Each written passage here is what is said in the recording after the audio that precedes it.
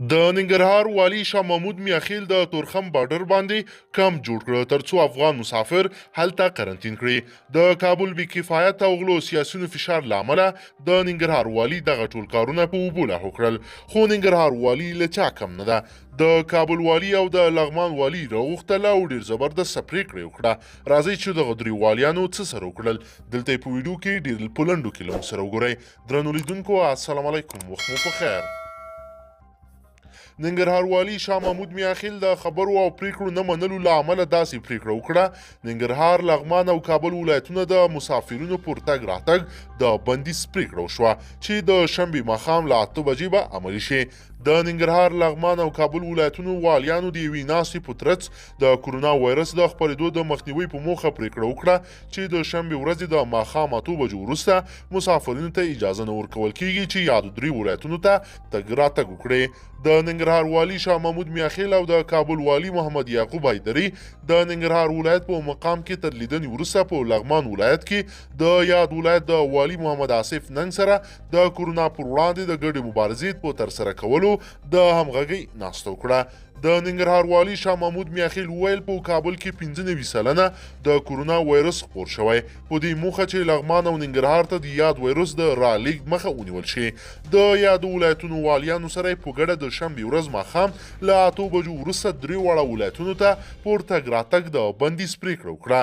نوموړي زیاته کړه د دې پریکړې له مخې د تازه میوهجاتو، سبزیجاتو، درملو، ساختماني او خوراکي توکو لیږد به په امبولانس کې پروت ناروغ ته د تګ راتګ اجازه ورکول کیږي او له دې پرته هیڅوک نشي کولای چې تګ راتګ وکړي.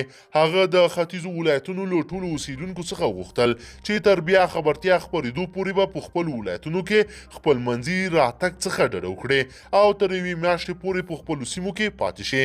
د لغمان والي محمد آصف ننګ وویل د درې اړخیزو پریکړې د تطبیق په موخه پلان لري چې د لغمان اړونده په مشلي کمر، سرخکان او ګمبیري سیمو کې امنیتي ځواکونه ځای پر ځای کړي ترڅو هیڅ ډول مسافرینو ته د تګ راتګ اجازه ورنه کړي. نوموړي ډاډ ورکړ چې درې واړو ولایتونو ترمنځ د خوراکي توکو، مرستو، روغتیایي توکو او نورو ضروري ملحقاتو د لیږد رالېږد همکارۍ جاري وي او په دې برخه کې به هیڅ ډول ستونزه رامنځته نه شي. د کابل والي محمد یعقوب حیدري وایي دوی په تیر کې د کرونا وایرس د مخنیوي په موخه کابل سره د نورو ولایتونو په تګ راتګ بندیز محدود کړی و، خو دا ځل پریکړه جدي ده او هیڅوک نشي کولی چې د دې درې ولایتونو ترمنځ تګ راتګ وکړي. هغه زیاته کړه دا پریکړه به سیاسي او نور مشرانو هم تطبیق کړي او هیله وکړه چې د کرونا وایرس د خپرېدو د مخنیوي په موخه له سرغړونو څخه ډډه وکړي. د کابل، لغمان او ننګرهار ولایتي چارواکو دا پریکړه وروسته له هغې وکړه چې په کابل کې د کرونا وایرس د مثبتو پیښو شمیر لوړ شوی او په عمومي ډول یې خلک قرنطین شوي دي. د یادو لیدنو پر مهال د ننګرهار امنیه قومندان جنرال محمد ایمل نیازی سربیره د کابل او لغمان ولایتونو امنیتي مسؤلین هم شتون درلود. درنو لیدونکو د ننګرهار والي په دې نوښت سره تاسو څه نظر لرئ؟ په کمنټ کې راسره حتما شریک کړئ. که چیرې غواړئ چې ورته تازه او مهمو پیښو څخه ډېر ژر او په لنډو کې خبر شئ، زموږ چینل سره سبسکرایب کړئ او ویډیو سره حتما لایک کړئ. تر بلې ویډیو مو په لوی رب سپارمه.